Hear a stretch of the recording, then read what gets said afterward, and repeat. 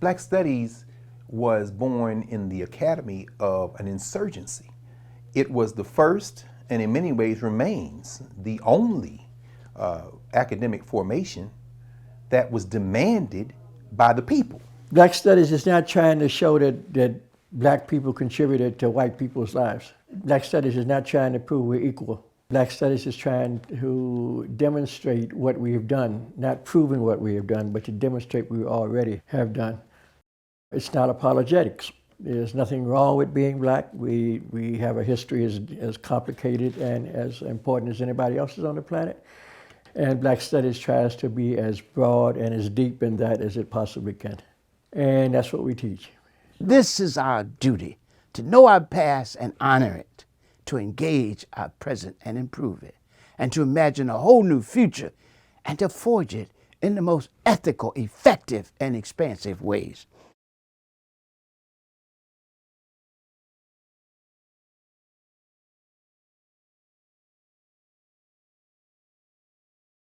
In 1954, with the Supreme Court Brown decision, the Republican Party decided on what it calls its Southern strategy.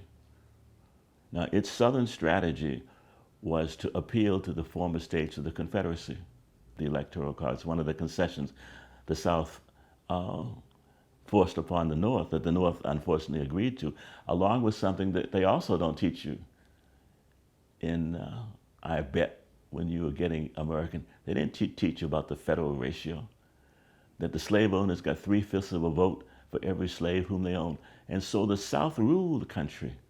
It was called the slave power. It's only in 1860, when there were 20 million white people in the North and the West, and there were 12 million people in the South, 8 million whites and 4 million Africans and African descendants, when they could no longer rule the country with the combination of the Electoral College and the federal ratio, they declared civil war. They seceded. But they don't, again, America's real history is not explained. So they have empowered themselves utilizing racism. With the coming of emancipation, there's a renewed assault on the character of black folk. In fact, the way the Europeans phrase it is that African people, black folk in the U.S. are reverting to savagery. The Quasi-Free had to respond to the attacks on the African being, right? You've got Hegel, you got Thomas Jefferson, you got all these Europeans and people who are becoming white Americans making scandalous lies about Africa and African people and their intellectual capacity, their moral character, and even their beauty. So we begin with the period of enslavement, and that there's a deep and profound need on the part of the quasi-free. And by quasi-free, I'm borrowing John Hope Franklin's term, because these people, while they were not enslaved, they did not have human rights, let alone civil rights in this society, right? And so in that sense, we think of them as only partially free. But we're talking about a moment in the history of people of African descent in this country in which only about 2% of black folks held college degrees. And only a few hundred had PhDs, right? Actually, maybe not even 100 if we're talking about the 1920s. So there's not enough of them to do the work. Enslaved Africans in the U.S., right? They conceived of the slave masters and the white folks they interacted with as being avaricious, that's to say greedy, as having no respect for God. They seen them as mean and excessively cruel. So they had an analysis of white people, and I'm talking about the enslaved population. And remember, the largest majority of the quasi-free were people who self-emancipated themselves. That's to say, they escaped. They had been enslaved. Their parents had been enslaved. And what they're bringing forward, right? What Delaney is bringing forward, what Douglass is bringing forward, what Mariah Stewart, what Sojourner Truth, what they're bringing forward is the understanding of the slave community.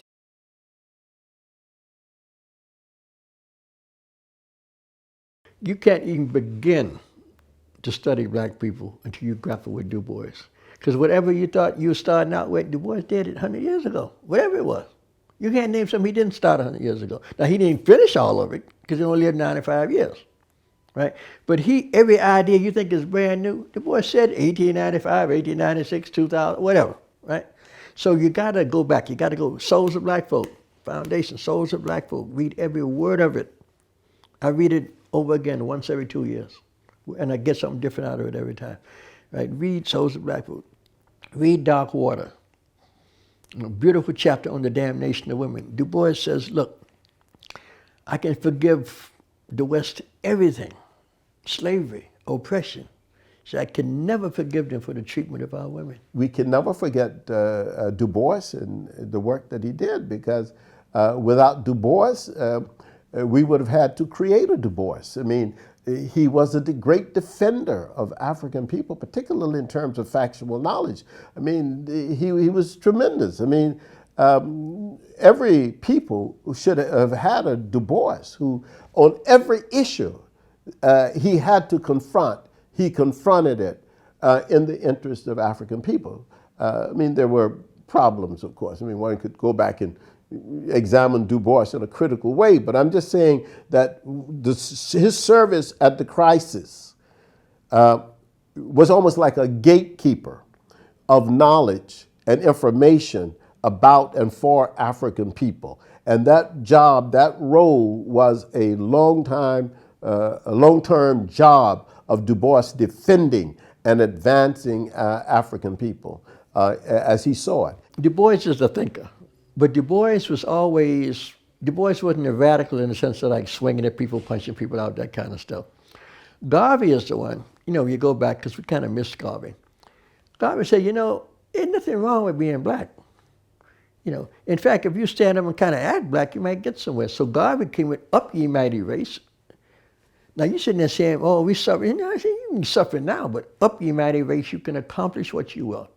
Right? Du Bois is saying, you're in the city, you got to behave so you can get along. Garvey said, no, I'm wearing uniforms, I got motorcycles, I got horses, I'm going to have a parade every month. All up now, I'm going to ride in a big car and I got an admiral's hat, I got a band, you're going to hear me coming. Right? You're going to hear the motorcycles, you're going to have the Black Cross nurses. It's like, this is a show. Right? We ain't hiding, this is a show. It's black, double black. James C. Pennington, we're talking about William Wells Brown, we're talking about David Walker, Mariah Stewart, and so they're crafting a history of Africa largely pulled from biblical sources, but also pulled from Greek and Roman scholars.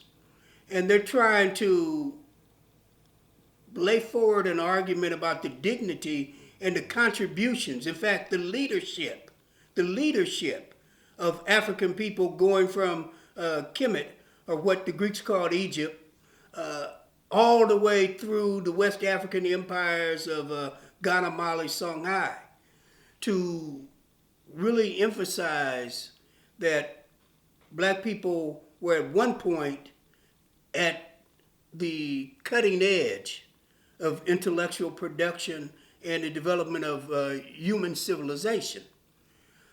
Those people lay a foundation.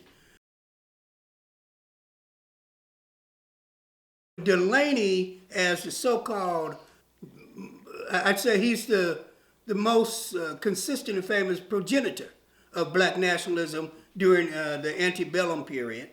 He co-edits the North Star with Frederick Douglass, who is considered to be the progenitor of the incorporationist position, meaning that we should be incorporated into the United States. Martin Delaney, and then Edward Blyden and Alexander Cromwell. I mean, there were these people who began to think, wait a minute, we are a historical people. we have achieved far more than we realize. And they began to think in ways that allowed us, as masses of African people, to begin to see a little bit of light. There were African people who felt deeply that somehow we were not only misunderstood, but we misunderstood ourselves. We did not know our own history, our culture. We didn't know our languages. We had lost them in many ways, even though we had gained with the use of Ebonics. So people were, there were people who thought about these things, and they were seriously, they thought about these things. I mean, so much so that even as early as the 1820s, the late 1820s, when David Walker wrote, I mean, David Walker was talking about Africans in Egypt, and he was talking about the Egyptians as black people. So there was some sense in black people that there was something missing, and we didn't know exactly what it was. But of course, you get 246 years of enslavement. And so that 246 years of enslavement for the masses of our people meant that we were outside of our own history. There was little light in terms of people being able to read and understand and to get the kind of information that we needed to get to have a strong sense of our history, our culture, and so forth. I suppose academics like us would refer to a cat like David Walker as an autodidact. I read a recent article in PMLA, publication from the Modern Language Association. Someone wrote an article about his typography, the radical typography of David Walker, how he uses italics, how he uses commas. And immediately I thought of Yosef Ben-Jochannan. And that's a key element of Black studies. There's this sense that it isn't just an academic exercise, this is political. The reason I'm rereading the Bible, the reason I'm questioning Christianity is because I'm trying to free my people. So when you read Ben-Jochannan in the 70s, you're reading the same type of energy as David Walker in the 1820s. He's in that tradition, as you say, with the use of texts as he's an autodidact, almost in a sense of a European classicist. I'm going to read the Bible that way as well. And when I'm reading the Bible, David Walker makes an intervention that we still haven't come to terms with. When he says the Egyptians were black, which means, okay, that's the thing people would say, okay, that's early and he's making the challenge. Yeah, but watch what he does with that. He then says, that doesn't mean that they couldn't be oppressors. He's saying, so what he's doing is he's troubling blackness in the appeal to the point to saying, yeah, when you see what y'all saying happened to the Hebrews in Egypt, whether or not it's historically accurate, if it did happen, it's black on black crime. So now he's engaged in an internal conversation. He said they're on both sides of the waters. In other words, when you cross the Red Sea, or the Reed Sea really, when you cross that marsh, Egypt controls that side too. So y'all let these fairy tales go. But he's doing it as a scholar. I think it's a remarkable intervention. And people who say they're doing Black studies now, if you're not grappling with, people like to say, oh, the Black community is not a monolith. Yeah, David Walker knew that. What are you talking about? And then what ultimately is the purpose of your scholarship? There's a reason why Abdullah Keleman and them come up with the idea of academic excellence and social responsibility. Black studies is a place you come to wedge your intellectual work to transformation of your community. And so in that respect, I agree with you. Walker is absolutely in that tradition. David Walker certainly stands out amongst that generation, but I would say that he's the leading edge. He's not unique. The term that has been used for that generation of Black activist intellectuals, Black scholar activists, if you will, is Ethiopianness. Because Europeans called all Black folk Ethiopians, right? So what they're doing, someone like Walker, is he understands that in order to liberate Black folk, right, you have to develop a sense of efficacy. People must have pride in who they are. And Lorenzo Turner, who taught Africanisms, African culture, New World survivals.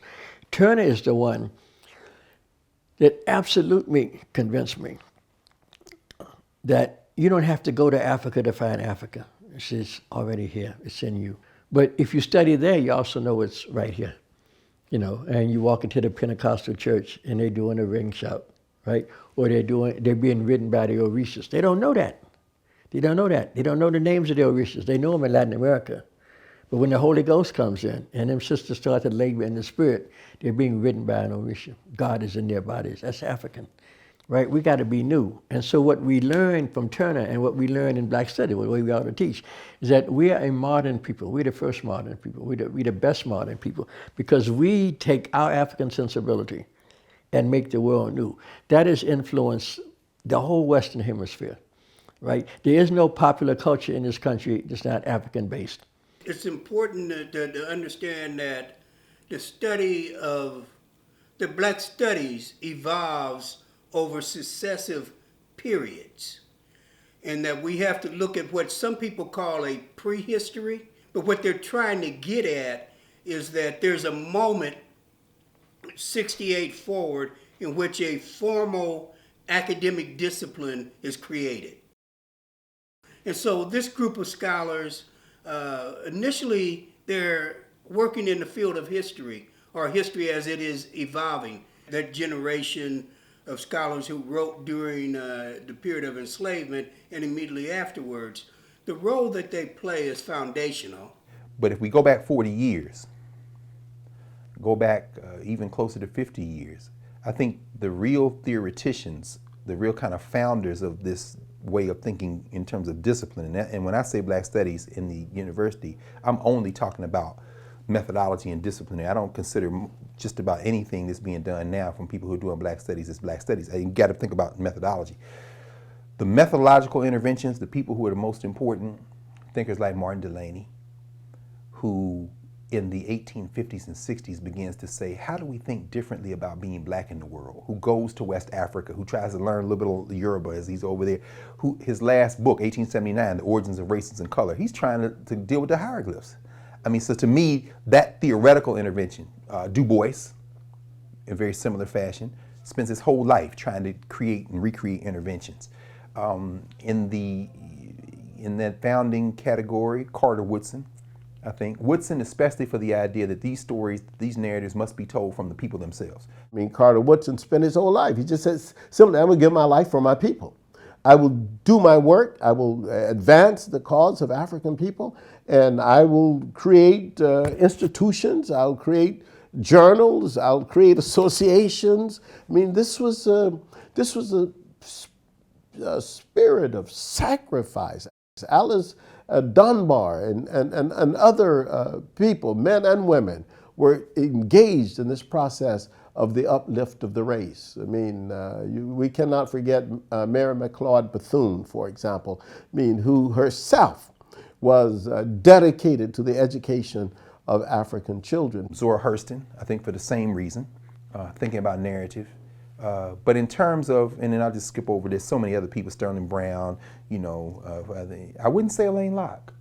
I think for some reason, because Locke was so deeply invested and trained in Western aesthetics that even his attempt to intervene still methodologically is coming from someplace else. Not that it isn't valuable. But to kind of summarize, I think Black studies for me by the late 60s is relying heavily on people like Vincent Harding and Deron Bennett, who are writing in a popular vein, but also trying to shift the way we think about narrative. And the seminal scholar of that moment is George Washington Williams. And Washington Williams is credited with producing what folks agree is the first scientific study of African and what would become African Americans' history, the history of Black people, right? And so that generation that begins with Woodson, that begins with George Washington Williams, and I would say culminates with Carter G. Woodson's creation of the Association for the Study of Negro Life and History. That school of thought is generally referred to as contributionist history. And so we have to understand that that's a major building block for Black studies, because that's the generation of Woodson, the generation of Du Bois, and they lay a solid foundation. They lay a real solid foundation. And then we move into the 30s and 40s, and you get the infusion of more radical work. And Lorenzo Turner, who taught Africanisms, African culture, New World survivals. Turner is the one that absolutely convinced me that you don't have to go to Africa to find Africa. It's already here, it's in you. But if you study there, you also know it's right here, and you walk into the Pentecostal church and they're doing a ring shout, right? Or they're being ridden by the Orishas. They don't know that. They don't know that. They don't know the names of the Orishas. They know them in Latin America. But when the Holy Ghost comes in and them sisters start to labor in the spirit, they're being ridden by an Orisha. God is in their bodies. That's African, right? We got to be new. And so what we learn from Turner and what we learn in Black Study, what we ought to teach, is that we are a modern people. We're the first modern people. We're the best modern people because we take our African sensibility and make the world new. That has influenced the whole Western Hemisphere, right? There is no popular culture in this country that's not African-based.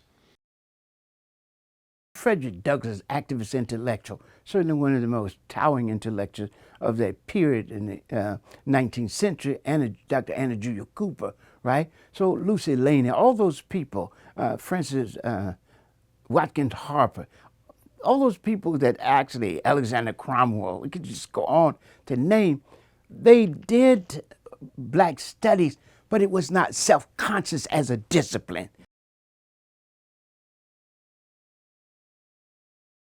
Well, Black Studies actually is a term that is given to a study of African American, African, and Caribbean issues and developments that emerged in the 1960s.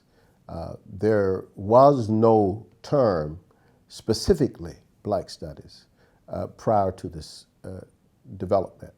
So Black Studies comes out of a particular era as this collection of courses. And at that time, it had no specific discipline orientation. In the history of Black studies, as we know, there's always this tension between the material and the spiritual. So in the Black Studies wars of the 1970s and 80s, man, you got Abdullah Kalaman and Ronald Bailey and them, and this is materialist. And then you got other people who are coming in like a Linda James Myers or something like this. And no, there's a spiritual dimension to this. We have a Kobe Cambone and spiritual. So that tension has always been there. One of the jobs of Black Studies is to resolve that tension and understand we have to take a holistic approach that we refer to in African studies as intellectual warfare. So I say it's a methodology. It's a grounding. It's really an intellectual technique.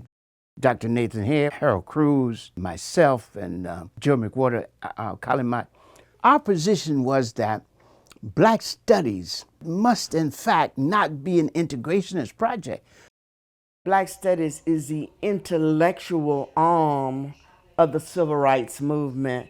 It also stimulated young people who were in colleges, that they would be out on the streets marching for civil rights, and then they come back to these college campuses and found they didn't exist in the books, they didn't exist in the curriculum at all. And so they began to request, demand that they be included in the curriculum, that they be included in all aspects of study. So then what we see is that the civil rights movement stimulated the need for and the desire for the understanding of Black people in America and in the world. We argued for a relevant education. What did a relevant education mean?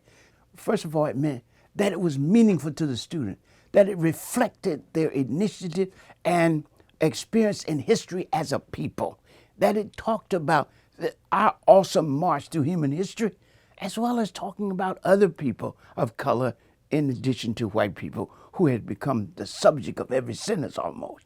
And so we wanted a relevant education, first, that was meaningful to the student. Second, that it was useful to the community, useful to engage in and addressing the critical issues that faced us as a people. And third, that we wanted to be reflective of the realities of our community, society, and the world. The presence of Black studies reveals all the other disciplines as white studies. So no, I'm studying African American history. No, you're in the discipline of history. Your intellectual genealogy is history. Your fundamental assumptions about the nature of historical work are history. History in the Western intellectual genealogy is about conflict. It's about who disagreeing with who, how you going to challenge this person. There's no genealogy that looks at community. And if you're introducing one, you're engaged in an insurgent activity in your discipline. Africana studies should start with the assumption that we live in a reality that is holistic and must be addressed holistically. And so, your spirit, your body, everything must be addressed.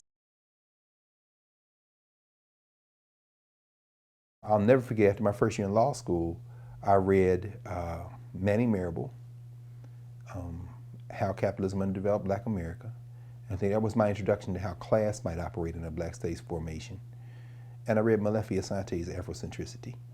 That, for me, was the theoretical intervention that opened the door. So I have to have Asante and Manning Marable.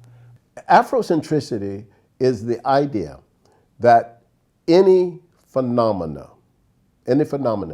must be examined from the standpoint of African people as subjects and agents of reality.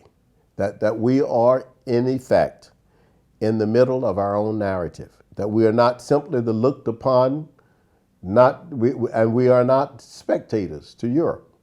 We are ourselves actors. We are ourselves doers. We do things. What do African people see as their own narrative within the context of living on this land? And that is a different vision. So whether it's sociological issues, whether it's religious issues, the question that we interrogate is, what is the central assertion of African people in this phenomenon? There is no possibility to have a powerful or dynamic African American studies, Black studies, Africology, without having an Afrocentric core. If you don't have an Afrocentric core, then what you are doing, you are studying Black people, but you are not studying Black people as central to their own history. Africology is the Afrocentric study of African phenomena transgenerationally and transcontinentally. So when we say that Africology is a discipline, we say that we are studying African people from an Afrocentric point of view, whether they are in the 14th century BC, 14th century CE, or whether they are in 2018, whether they're in Los Angeles or Lagos, because that gives us a study of Africa, the Caribbean, South America, North America, wherever Black people are. That's what we do, and we study Black people from the standpoint of the centricity of African people in our own narrative. Our narrative is the most interesting to us for answering the questions that we need to answer. I use Kawida philosophy. I began to create it while I was a grad student. It's a philosophy of both life, study, and struggle, right? And in fact, in my earliest publication, The Quote of Karenga, it says, nationalism demands study. Show me a nationalist, I show you someone who studies. So from the very beginning, we saw knowledge as a path forward, We saw knowledge as key to what it means to be African and human. In fact, the ancient Egyptian, one of the words for human being that they used was rekid, which means wise and knowing being. So that tells us how important knowledge is to not only defining ourselves, but also for developing ourselves. As I teach within the Kawida framework, so my pedagogy is informed by Kawida. I also teach Kawida through Kwanzaa. In fact, one of the ways I serve the interests of my people was to create Kwanzaa, which is a celebration, a Pan-African holiday, which celebrates family, community, and culture. And I created Kwanzaa for three basic reasons. One, to reaffirm our rootedness in African culture, because we're an African people and we were lifted out of our own history and culture by the European and made a footnote and forgotten casualty in here. So what we do, as Cabral said, is return to our history and culture through our struggle. And then second, I did it to give us a time when we as African people all around the world would focus on reaffirming the beauty and goodness, the depth, and our awesome march to human history as African people. This is like no other holiday. This brings Africans on every continent in the world, throughout the world African community, together around this holiday about the celebration of what it means to be African.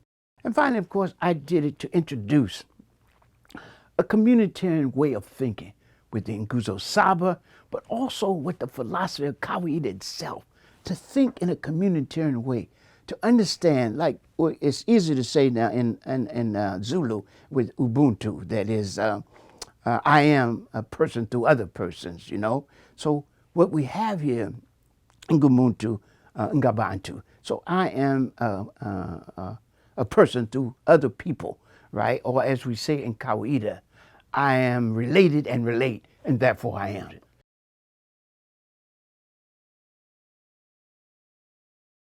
This is one of the ongoing discussions in Black Studies about when does Black Studies start. Well, actually, it starts at the beginning of Black people talking about themselves. I think that Atlanta University template really in some ways could usefully be used as the birth of Black studies. By the 1920s and 30s, you have folk, of course, as we know, whether it be Carter Woodson and William Leo Hansberry here at Howard, introducing courses in Negro history, ancient Africa. I mean, Hansberry was so advanced that there was nobody at Harvard that could even supervise his PhD. At least that was their excuse. He studied in Nubia in the 1920s and 30s with hundreds, not dozens, hundreds of undergraduates. There was a time when William Leo Hansberry was teaching as many as 750 to 800 students a year with his slides he had to make. I mean, he had to go do this research. George Reisner at Harvard, their correspondence back and forth. That fits comfortably in the long arc of Africana studies as an intellectual genealogy that begins before enslavement and echoes forward. So whether it be John Wesley Work and those cats at Fisk interviewing folk, Ophelia Settle Egypt, Charles Johnson, they're going out collecting the narratives. We talk about the WPA and the slave narratives. No, but did you look at the HBCUs where they're literally doing that kind of work? Zora Hurston going down to interview Casula Lewis in Florida. She's sent down there by Carter Woodson in part, who's giving her financing. To me, that fits in a Black studies tradition. And she's trained in anthropology. She's coming out of New York, Columbia. So although 1968 is seen as the point of origin, the momentum for that is really in the HBCUs. It's never classified as Black studies. I haven't even mentioned the humanities. Everybody from Margaret Walker Alexander down there at Jackson State who's having those early conversations. Dorothy Porter Wesley, the librarians, Hallie Quinn Brown, 19th century, they're collecting Black materials. And so finally, of course, we know by 1968 the momentum has built at places like Howard for Black studies from that generation of first generation students who are not really part of that Black bourgeoisie, don't have that mentality, who are trying to bring that pressure. They're not first Negroes, right? They're not glad to be there. They're coming in streetwise and mad. What are you gonna do with them? They walk in the classroom, ain't nothing about Black people. They ain't buying that. They're not happy to be there. No, where are the Black people? They walk into the cafeteria, oh, this is the food? No, y'all gotta do better than this. You walk into your music class, you ain't got no jazz, like, what's up? You know. And so what they demanded was that their experience be reflected in the colleges that they were dragged into and given scholarships and all like that. And in order to do that, you had to go find some Black people to do it because they don't want to hear nothing from white people, right? You're the people that messed us up. You're not going to talk us out of the mess, you know. And so there was a demand to get Black faculty. And Black studies came out of this tremendous political pressure on the part of Black students and Black people coming out of a Black power movement, Black liberation movement, with that attitude in a previously white environment.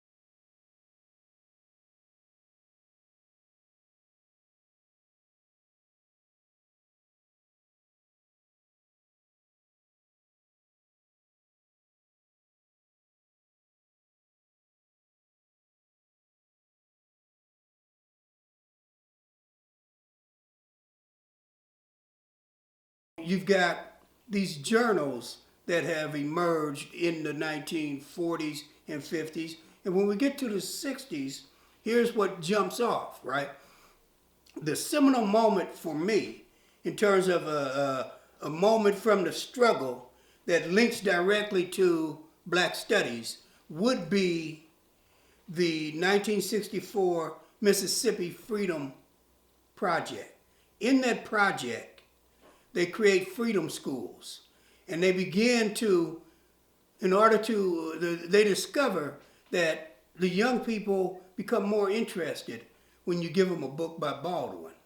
They become more interested when you give them Carter G. Woodson's The Negro in Our History, right? So as you give them Black material, they're more interested. And so they begin to build curricula around using material produced by Black poets, historians, sociologists, et cetera, right? A lot of the people who end up being leaders in Black studies had a relationship to the Student Nonviolent Coordinating Committee. Many function inside the Freedom Summer Project. The people who will launch Black Power come out of that summer project as well, right? And that notion that we have to begin to teach the history in our people. Now, there's always been these things happening in the North, right? Michal's bookstore in Harlem, right?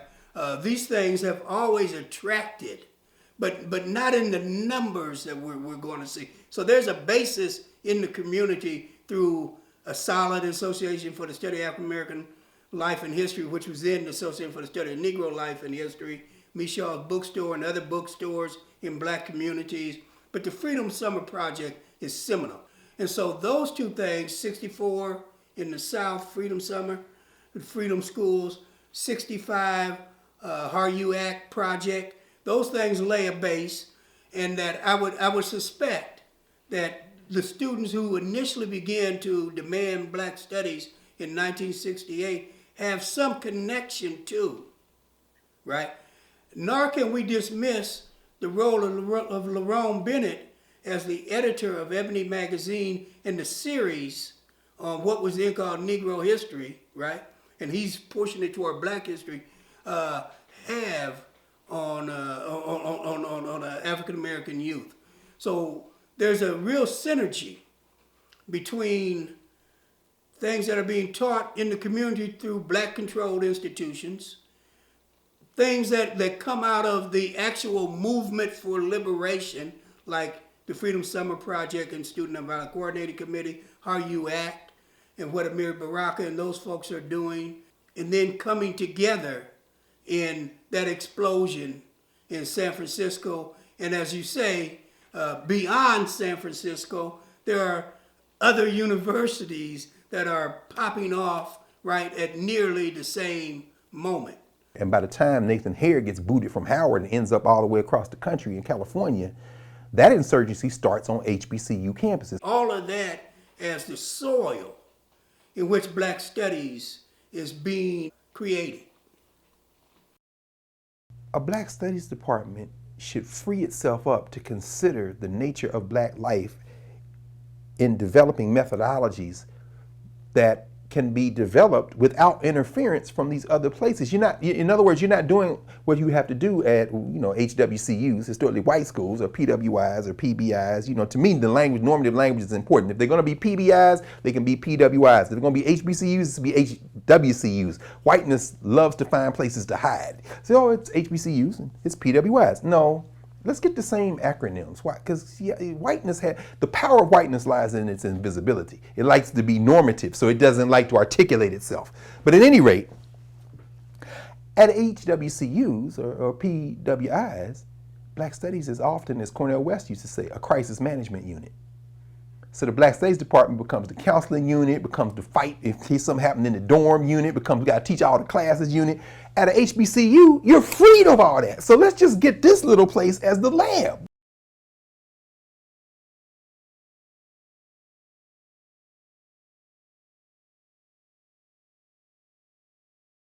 Nathan Hare, if for no other reason than he is a man who the times shaped. I mean, this is a man who helped lead the insurgency at Howard, for which he lost his job. And he was the man when they called forth and said, we're going to do this at the department level. He's the man they, of course, called in the San Francisco State. So Hare is indispensable in that genealogy. Before the Montgomery movement I was not impressed. I've been riding the front of the bus all, since I was 10 years old. I was 68. I was in a sea of whiteness at the University of Chicago. Liberal, but I was the only black come back each year in my department.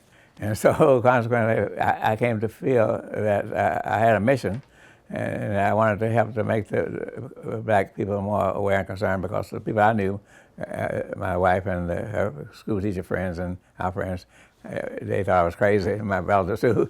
And so I thought I would go to Howard University, which is the leading black university, and I picked them out when two professors came by from Howard to visit my boss, and he introduced them to me, and I told him I was going to work at Howard myself when I got through. I had to have one ready, but they said, well, let us know when you get ready.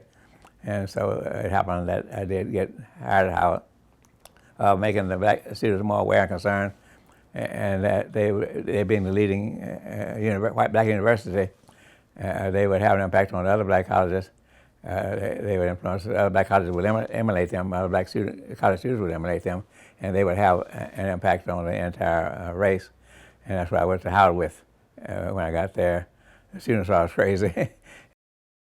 I was speaking about the things that they didn't in continence, like the theory and practice of violence. Not that I was practicing it, but I went through history and the theory and the references and all that, including Robert Williams' book, Negroes or Guns. But I presented both sides of it, and eventually it became kind of popular there. And by the end of 4 years, I was ready. And I had people in my class like Claude Brown, who wrote Man Child in the Promised Land. While he was in the college, he was working on it when I was in the class. He'd come up every day and say he was working on his book, and I had humor him along, not thinking he was going to really write a book, let alone one that was going to do what he did. Not only Stokely Carmichael, who became the Black Power, I guess, advocate, main advocate, almost known advocate, because one day late in 1965, he was in town and dropped by one of my evening classes. And while we were leaving the class, walking down the hall, I noticed nobody was paying attention to him because they didn't know him at that point. And I asked him what he thought about Man Child on the Promised Land, Claude Brown writing that book. And he said, well, he laughed and said that if Claude Brown can do it, then anybody can do it. So I told him I was going to have an article in the Negro Digest in January called An Epitaph for Nonviolence. And he said, then it came out in January. When it did come out, he wrote me a note saying that SNCC was going to change from that absolutist attitude toward our strategy of nonviolence. And then in May, he said it was going to happen in May. And so I didn't think anything, but then in May he became chairman of SNCC, national chairman of SNCC. One of the graduates, they announced in the Washington Post on September 6th, exactly 3 months later, they announced that they wanted to make Howard 60% white. I made a mistake of writing a letter to the campus newspaper mocking the idea. I said that the whites already had 6 colleges and universities in the area, and I didn't see why we had to give them Howard. And that I reminded everybody that the Howard students had come in third among all the universities around there. And rather than give Howard away, we should be capitalizing on its newfound interest in books on the part of Howard students. And so one thing led to another, and soon some freshman students who were connected to the RAM, Revolutionary Action Movement, came by talking, and finally one night we sat down and wrote this Black University Manifesto. They said while I was typing it, where we called for the overthrow of the Negro College with white innards, and to raise in its place a black university relevant to the black community and its needs. Leon Dash was a student and a post reporter, and he's the only one that attended our press conference, and he did write up about what we said, and the fight was on for the rest of the year. Well, while we were uprising at Howard, he got a little bit of attention, and the students at San Francisco State asked me to come and speak to them, and I told them I was busy with the movement there at Howard, but I was going to, by chance, I was going to be presenting a paper to the American Sociological Association at the end of the summer. And now I had been a little bit motivated because I come to where they're supposed to give me tenure by November the 1st, and also they have to raise my rank to associate professor, as well as give me a salary. Here it was that they didn't even have a. I was far and away the most popular professor on the campus at the time. But in any case, they did not give me my letter of rehiring.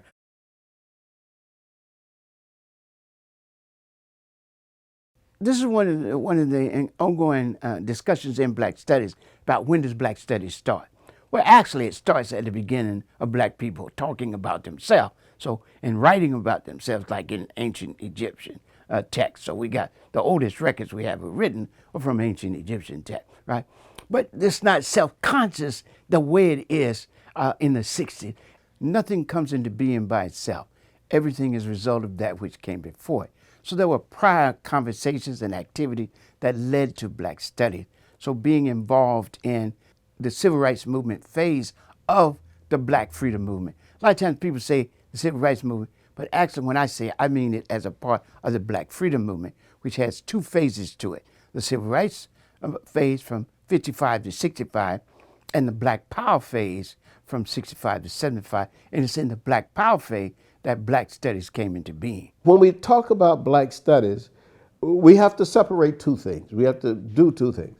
We have to talk about those moments that what I call Black Studies of the 1960s, and then the emergence of Black Studies as a field and then as a discipline after the 1960s, after Nathan Hare and the San Francisco State experience. This is a national phenomenon. In fact, it's an international phenomenon. Not just Black students at elite Ivy League universities, but Black students in what is called the Pac-10, Black students at the lesser school, four-year schools, Black students at community colleges. Now, what I think has happened in terms of Cornell and in terms of San Francisco State, Cornell is the guns. San Francisco State was a multinational struggle in the sense that Asians, Latinx, and even some of the white left participated in that struggle, right? The third world students notion.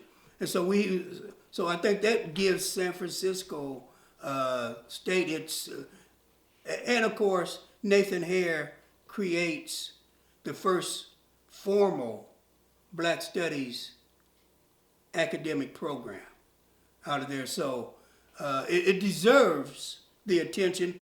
64 in the South, Freedom Summer, the Freedom Schools, 65 HARU-ACT project. Those things lay a base, and that I would suspect that the students who initially began to demand Black Studies in 1968 have some connection to, right?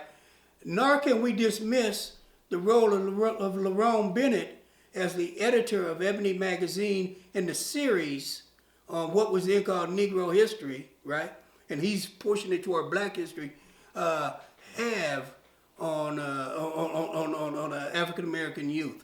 So there's a real synergy between things that are being taught in the community through Black controlled institutions,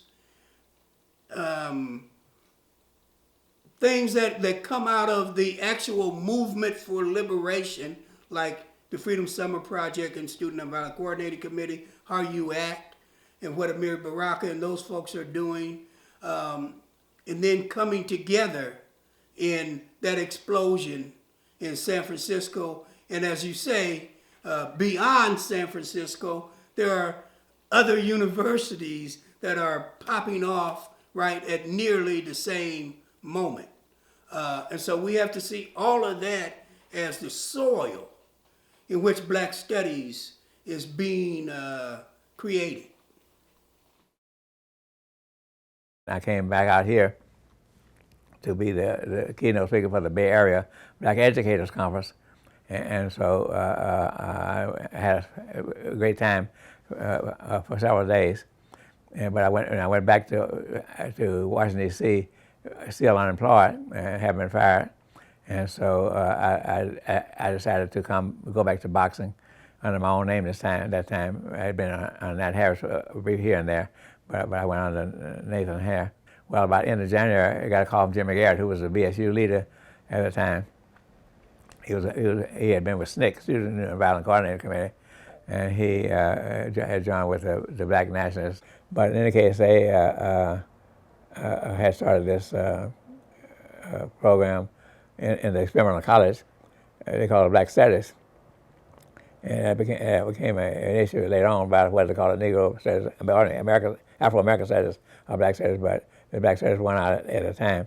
So anyway, I decided to come on out here and start the Black Studies. But I got here, and the president told me they didn't want a Black Studies, but they were going to do the best they could. He didn't want me to be a troubleshooter. He told me to go down to the history department because there was a issue going on with the Black students, aided by some white students breaking up the class in Black history because they wanted a Black professor and the administration wanted this white professor. Roland Stanley's was the Tereya's name now, but Roland Stanley was the guy he didn't have any college degree, but he knew more about history than anybody he ever talked to. And whereas this Jerry Combs was a young PhD white guy in history from Yale, and with 3 articles published, he boasted in learning journals, and he thought he should teach it, and so did the history department. So I went back up there and told the president, Summerskill, who would later get fired before I did. He got fired before I did. But I told him that I had not come to San Francisco State looking for the Nobel Peace Prize. Reverend King had already got the Nobel Peace Prize. And so they had a troubleshooter, Elmer Cooper, named Elmer Cooper, who did a great job of it, but he was a troubleshooter officially, Elmer Cooper. And he told him not to bother me anymore with that. I remember when I was a student at UCLA, we argued for courses. Ultimately, we argued for this, not initially, but ultimately for courses that were taught from a Black perspective. And that was a hint that there had to be some discipline to it.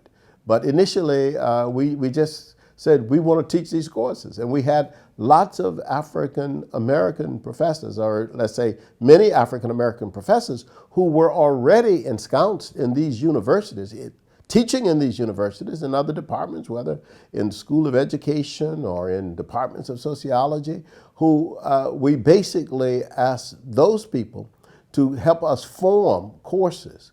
But of course, those people formed those courses, and we later discovered that they were not really taught from a Black perspective. So that was one of the early issues that made it necessary for us to try to work toward a discipline. And they were there trying to decide whether to have a program also in minority studies for the non-Black minorities, so-called minorities. And after they got through, Jimmy introduced me to them as a new coordinator of Black Studies. And he said, the dean says, well, how do you like, the chief dean says, how do you like this idea of minority studies? And I said, it's a good idea, but I don't like the word minority. And he said, well, what should we call it? And I said, because we had been discriminated against more women in the majority, like in Mississippi, in South Africa, and Maine, and Sweden. And so he said, well, what should we call it? So I said, well, for want of a better word, ethnic studies. But they were calling it minority studies.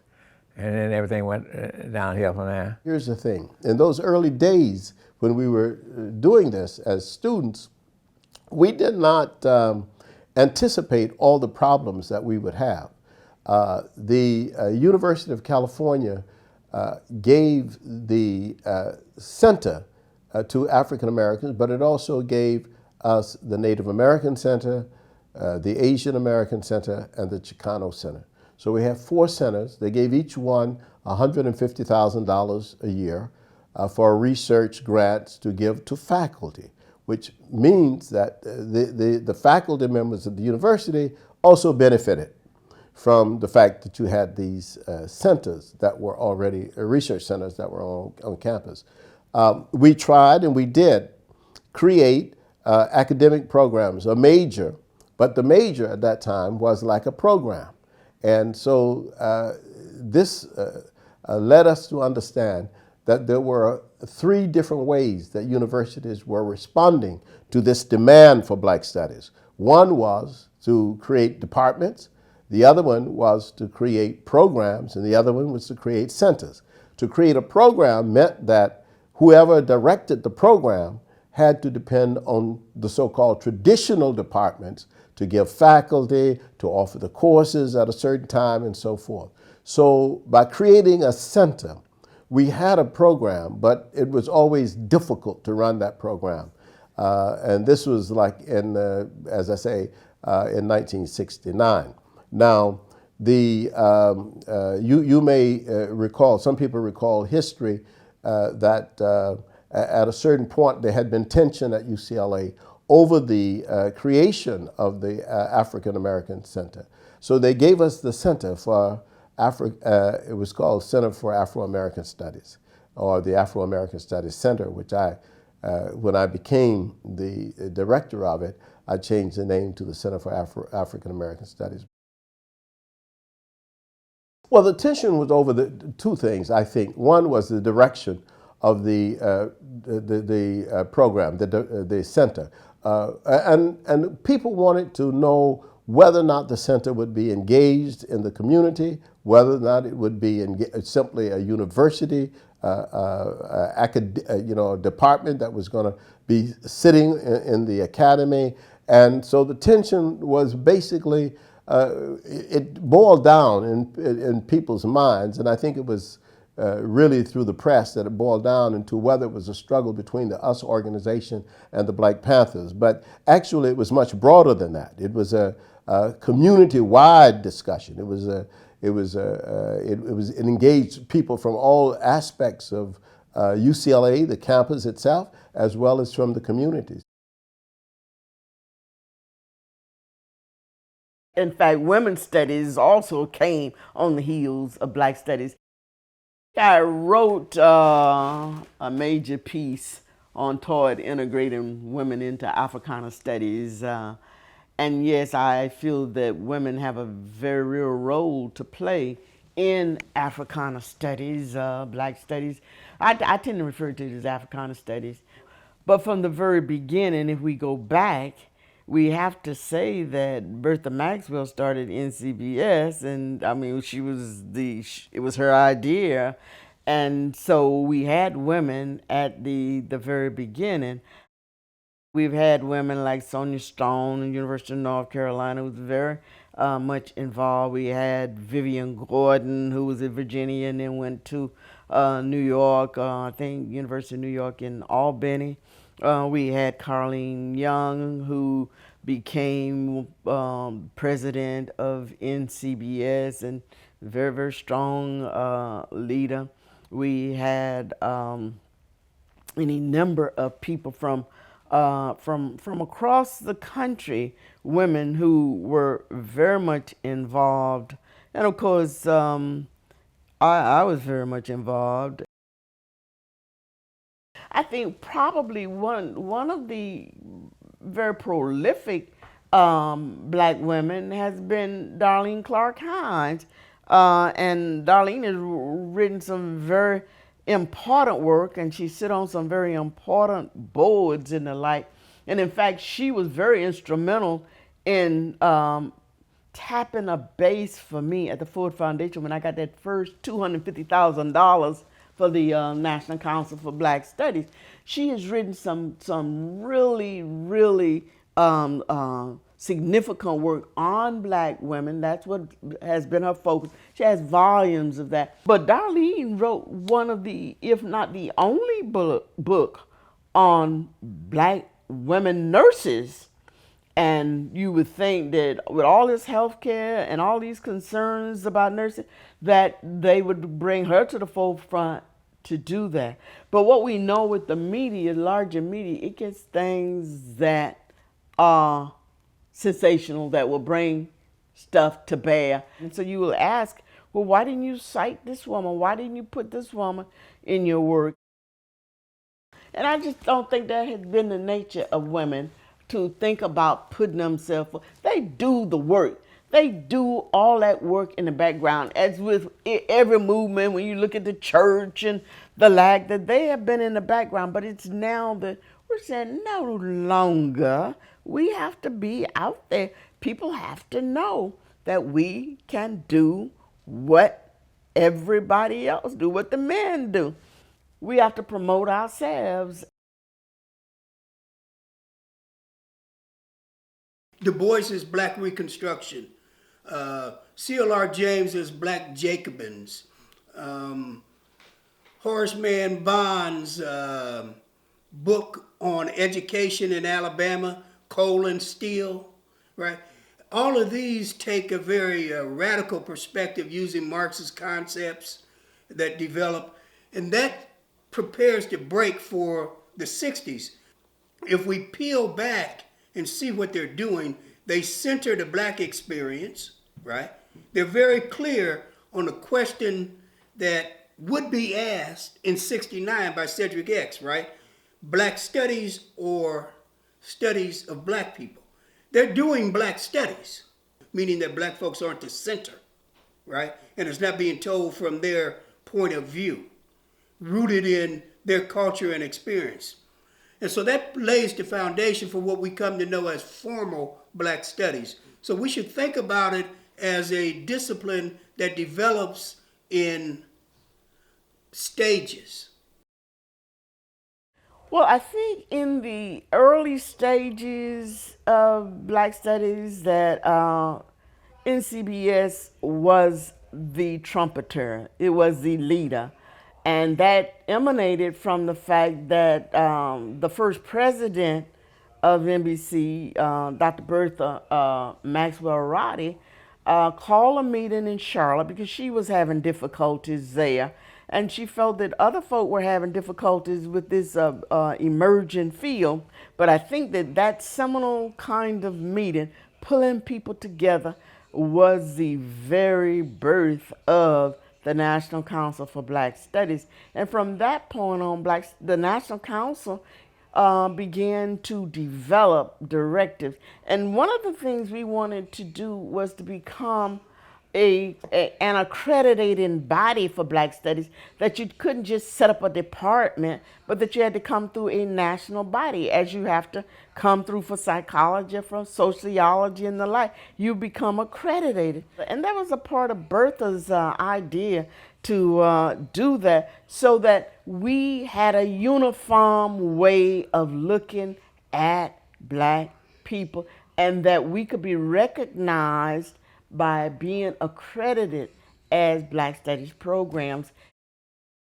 The National Council for Black Studies, when we have promoted that, we began to promote that when I was president of that national body back in 1984 through 88. And I think that that was one of the major things of coming up with a unified name. Even though we have many African American studies, all kinds of names, but we have moved toward Africana, the encompassing of all black people. Now, I think another aspect of it is that we have begun to see some institutionalization of black studies in higher education. I'm a longtime board member, and certainly I'm a total advocate and practitioner. And so a member of the organization, and see it as the premier professional organization of black studies. And its function has been what it should be as a professional organization. The first thing is to serve the interests of its individual and institutional members. And that means see to their needs and their aspirations, defend them, help them to do their program. The second thing is to serve as a center for a community of scholars that through their own exchanges advance the discipline. The other thing that is important for it is that all professional organizations, certainly in CBS does, is define the standards of the discipline, to define and establish standards for the discipline. We must say what Black Studies is. White people can't tell us what Black Studies is. People from other disciplines can't tell us what Africana Studies is or Black Studies. We must say that. Also, NCBS promotes professional and disciplinary excellence by the kind of scholarly exchange we have with our conferences, by publications, by awards and other activities of recognition of excellence among us. That's a very important thing. Publications are key to this also, because that is where we put our best idea. And our International Journal of Pan-African Studies is such a center for our publication. Although we publish in other journals, that is the Professional Organization Journal. That's NCBS's journal. The other thing is to cultivate, mentor, and support new and emerging Black Studies scholars. And NCB has a mentoring organization and a young scholars organization that we deal with, which is Ankh, Wijau, and Mai. The other thing is that the NCBS is also instrumental in aiding in establishment, assessing, and sustaining other departments and programs. We are often called to support, to assess other programs in Black Study. And finally, our project is to develop and publish and distribute studies and policy statements that serve as a framework for social thought and social practice. We have also, as NCBS, engaged in addressing the realities of our community, world, society, and world through publications, through scholarship, policy initiatives, advocacy, and even social action. And our challenges, of course, is to hold our ground while moving forward. I think that another thing about Black Studies is that so many people have become to accept it for whatever reasons, and have joined departments and programs for whatever reasons, even though they want to maintain their affiliations with their traditional disciplines. And so the fact that so many people who would not even consider Black Studies when many of us began them in the late 60s and 70s, they now are proud to be a part of Black Studies, to be associated with Black Studies. That National Council of Black Studies had a very pivotal role. I think that there were perhaps at least two other Black organizations, and that was the Association for the Study of African American Life and History, Carter G. Woodson's group, and it's a very big group. And then we had the African Heritage Studies Association, which focuses really on Africa. And so those three organizations were very much a part of the development of the field. And I remember when I was president of the national body, I pulled all these groups together to say that if we can unify all these groups, we will really have some power and some thrust forward. When I became president in 1984, and then when it was time to have another president, I was reelected. I was drafted to become the president again, and that was the first time in the history of the organization that you had a two-term elected president. And that set the precedent for now having two terms, because it takes about 4 years for you to get your program.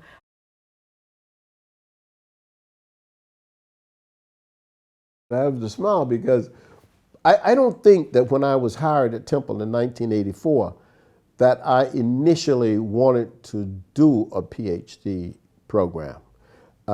I wanted to do an MA. And I thought an MA was the program to do because there were other MA programs. And my good friend at that time, one of them was James Turner, who was at Cornell. And they had an MA program. And I'd met him when I was in Buffalo. I used to be the head of the communication department at State University of New York in Buffalo.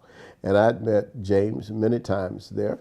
And we'd talked about programs. So when I got to Temple, I wanted to start an MA program. So I wrote an MA proposal.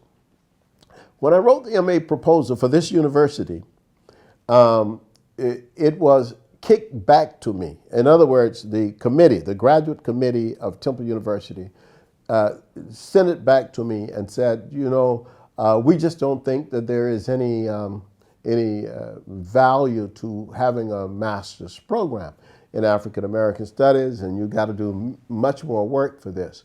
So it really made me angry. So I sent a PhD proposal, basically because, you know, I said, you know, racism is everywhere. And they don't want us to have a MA program. Let's do a PhD program. So I wrote a PhD program. I went through all the catalogs. Then you used to have the catalogs. You just sit and go through catalogs of different universities, see what they offered. And at that time, we only had four faculty members. And my issue was whether or not you could have a PhD program with just 4 faculty members. And I saw in many universities, they had departments of classics where they only have 2 people or 3 people, and they gave PhDs. Then when I created the program, it came to the graduate committee again. And they were shocked because they thought I was just going to try to do something to the MA program. I said, no, we need an MA and we need a PhD. So I gave them the PhD. And it was a lot of controversy. The head of the sociology department here at Temple said to me, she said, you will get that program over my dead body.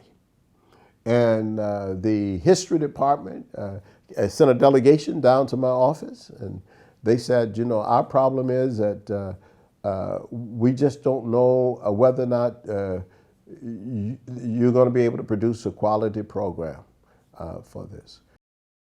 I said, I have 17 dissertations that I've already directed at another university. What are you talking about quality? How many of you directed? I was quite upset with them. So I started off with an MA and I ended up with a PhD program. And they initially wanted to hold us to 8 students to come into the program, but we had 500 applications the first year. And so we accepted 35 PhD students. And many students came into this program. Many students are all over the world now, and they run many departments. And so we're quite pleased with that. Without culture, we don't have Black studies. And if we move away from that culture, we don't have a Black studies. Downsides, that's one of the great challenges of Black studies today. There are 3 aspects to our studies: culture grounding, academic excellence, and social responsibility or social engagement. But it all begins with culture grounding, because without the culture, what do we teach? I think that the field is threatened by 2 things. I meet students who have degrees in Africana studies who don't understand the history of the field. So somehow we don't teach enough about what the origins of this field are. And sometimes we interview people for jobs here, and we are shocked that people don't know where did the field come from. I mean, how did it emerge? You got a PhD, you're declaring competence in this field, and you don't even know the origin of the field. Who are the main personalities in this field? What are the main books in this field? And many times what you discover is that the departments that they come from really are not in Black studies, even though they call themselves Black studies. They're really not in that. So the students will know, they may even know all the postmodernists You know, they will be able to give you the names of people in post-colonial studies, but they don't know people in Africana studies. They don't know people in Africology. That's shameful.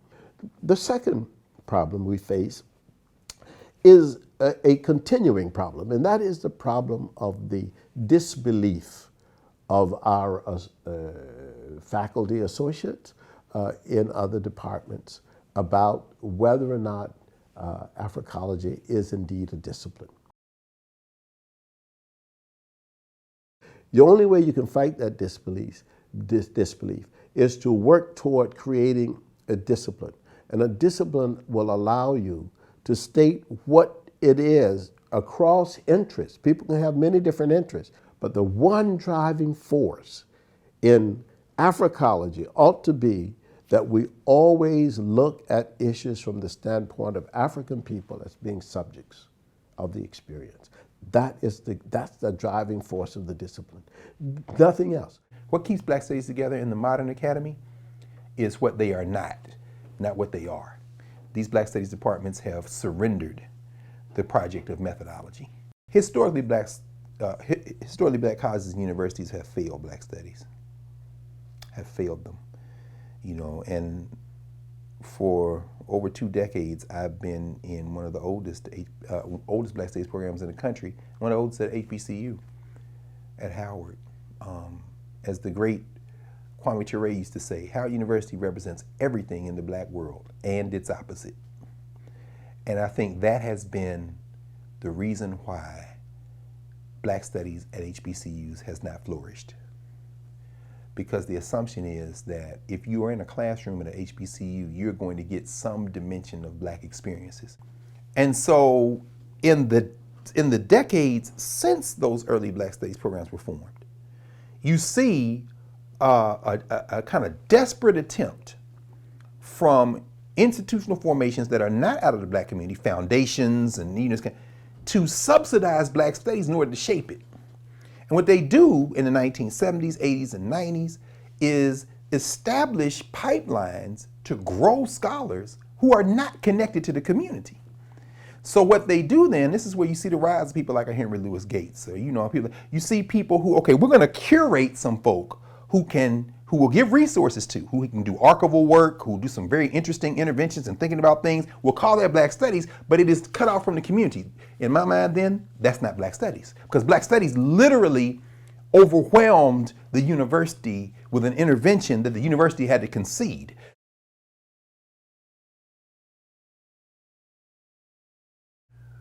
We know that the long history of Black Studies, relatively speaking, in the academy over the last half century and more, the most important formations have always embraced global Blackness, whether it be the attempts at Cornell to create this kind of African-US, African-Caribbean configuration, whether it be, Pan-Africanism, always an important thrust. What I think is fascinating to me in terms of the possibilities of Black Studies is the likelihood that the most important interventions are not going to come from any of the settler colonies. Meaning what? Not the United States of America, not Latin America, because I think settler colonialism colors the way we think about African life in the so-called Western Hemisphere, in ways that we are yet to free ourselves from. I think the most important interventions could very likely come from the continent of Africa.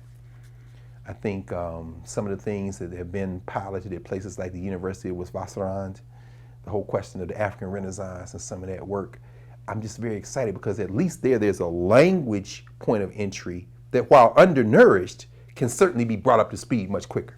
The historians tried to rescue our history that had been overlooked and talk about our contribution to the country. But what Black Studies needs now is an analysis of America. As I said, because we were all on this ship called America. They don't teach the American audience that Martin talked about America as the citadel of hate.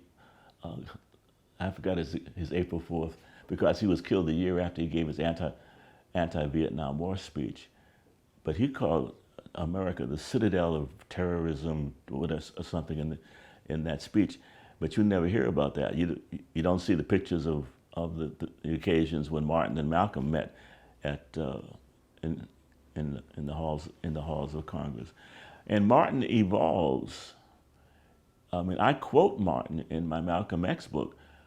6 months before he's assassinated, Martin says that everything he has been doing has not worked.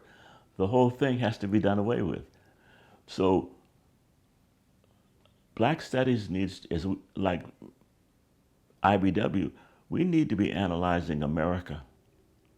And we need to be clarifying what is our relation to America. Because one of the interesting possibilities is that the people who have been historically persecuted by America are possibly the only people who can save it.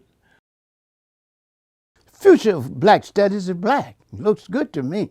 It's beautiful in the same way we used to talk about it. But it's challenging. And it is a future of struggle and growth and struggle and growth, right?